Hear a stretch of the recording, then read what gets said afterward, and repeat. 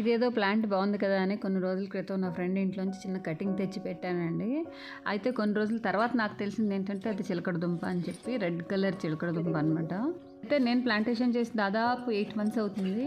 మా ఫ్రెండ్ ఇంట్లో మొన్నే హార్వెస్ట్ చేశారు. అయితే పెద్ద పెద్ద చిలకడ దుంపలు వచ్చినాయి, ఒక్కొక్క కేజీ వరకు వచ్చినాయండి. అయితే నాకు కూడా ఎందుకో మనసుకి హార్వెస్ట్ చేసేద్దామా అనిపించి నేను పాట్ని తీసి మళ్ళీ హార్వెస్ట్ చేద్దామని తీసేసరికి చిన్న చిన్ని దుంపలు వచ్చినాయి. నాకెందుకో సాటిస్ఫై అవ్వలేదండి.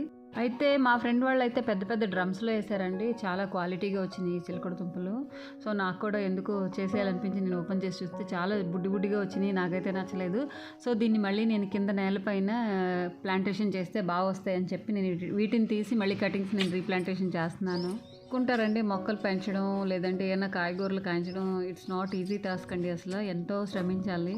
లలిత జ్యువెల్స్ అంకుల్ డబ్బులు ఊరికే ఎవరికి రావు అన్నట్టు మొక్కలు పువ్వులు పళ్ళు ఎవరికి ఊరికే కాయవండి. చాలా దాని వెనకాల మంది చాలా వర్కౌట్ ఉంటేనే కాస్తాయి. అయితే చాలా శ్రద్ధ కూడా ఉండాలి.